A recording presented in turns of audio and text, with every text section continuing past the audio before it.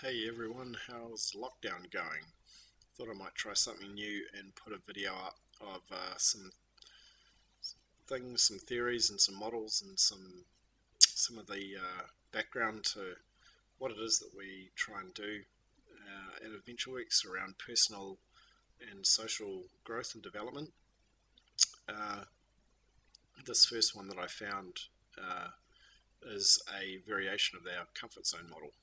So the familiar model being the one with the comfort zone in the middle, the stretch or growth zone outside that, and then the fear zone or the panic zone on the outside. Um,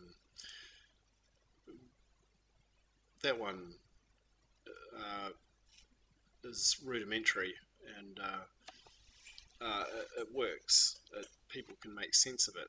Um, However, this one that I've come across here, I particularly like because it brings the fear zone from the outside back down to where I think it really is, which is immediately around the comfort zone. So the greatest obstacle to somebody uh, challenging themselves and uh, taking a step out of what is familiar and into the learning zone is their fear of what's going to be lost if they do make that step. The the learning and the growth may be conceptualized in their mind cognitively as a good thing, but the reality of stepping out of what's familiar is terrifying.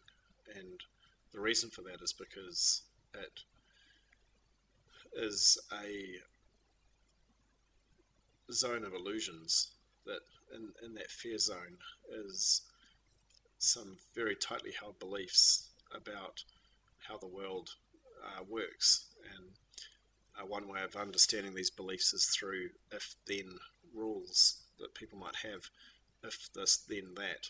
And these are rules that have been learnt through life, through experiences that we have had, usually experiences that we haven't sought for ourselves, but just moments that we've had to cope with and make sense of, and usually with big emotions or complex things going on that were too complex for us to be able to really clearly see what was happening around us. So we internalize stuff, and then we come up with these ideas about what that stuff means. So if I speak up in front of this group, then I'm going to be judged. Or if I speak up in front of this group, then people might see me for who I really am, and who I believe I really am is somebody who's not good enough, for example. Or if I, here's another really interesting one, if I am successful, then my belief about myself is wrong. So there could possibly be a commitment to not moving into the learning zone,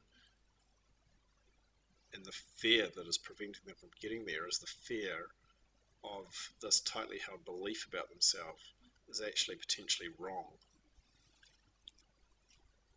So this, I really like locating this fear zone right beside the comfort zone.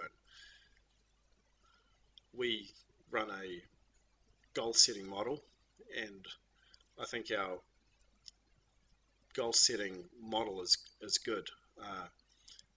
I've had mixed feelings about goal setting over the years, personally and as something to be taught, and I am cautious of the way we use the words goal setting because of the way that they get exposed to it at school, uh, where it's something that exists outside of who they are. Largely, it's a process that they write down, and I'm just cautious of us not doing the same thing. That we're not just having them conceptualize of something because they need to have something on the bit of paper so that they pass.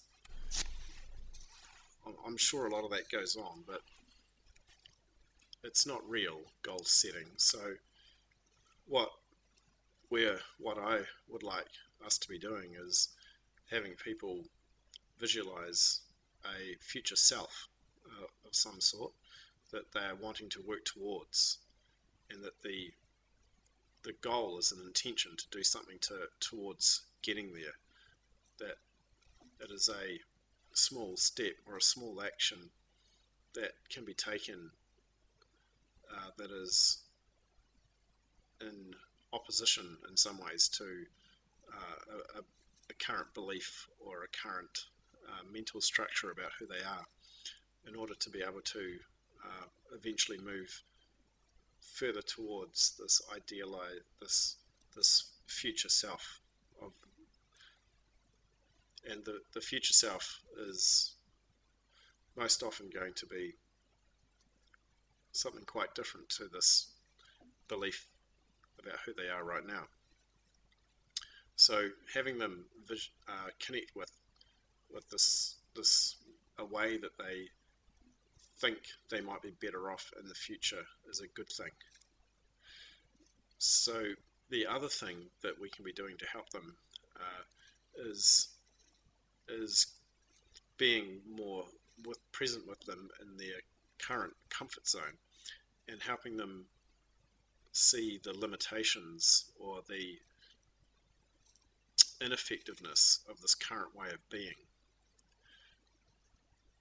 And the reason that we need to do these two things is because people are going to avoid stepping into the fear zone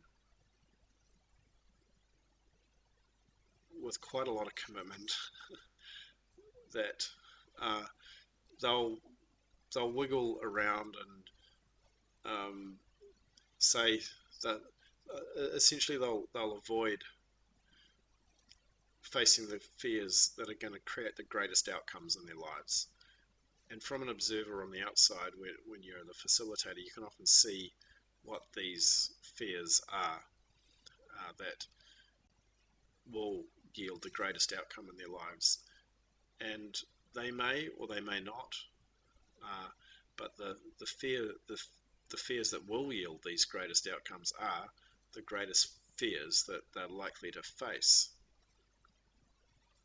And that is because of the expectation of potential loss if they do this thing, if they do speak up in the group, if they do put their hand up and be accountable for something, if they do climb the ladder higher.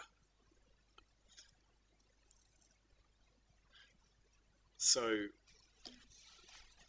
the comfort zone is